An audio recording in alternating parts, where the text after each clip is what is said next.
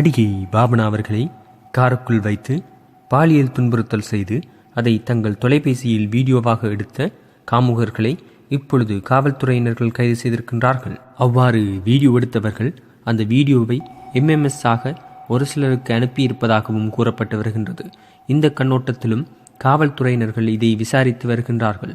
நடிகை பாவனா விடயத்தில் கைது செய்யப்பட்ட குற்றவாளிகளிடம் இருந்த தொலைபேசிகளை கைப்பற்றி இருக்கின்றார்கள்.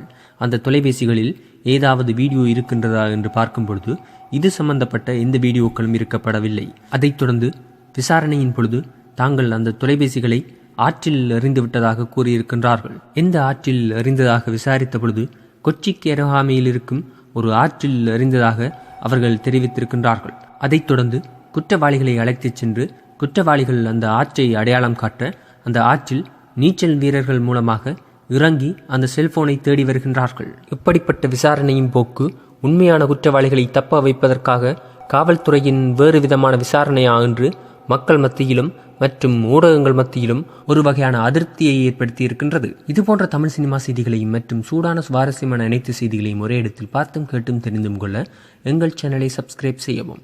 நன்றி, வணக்கம்.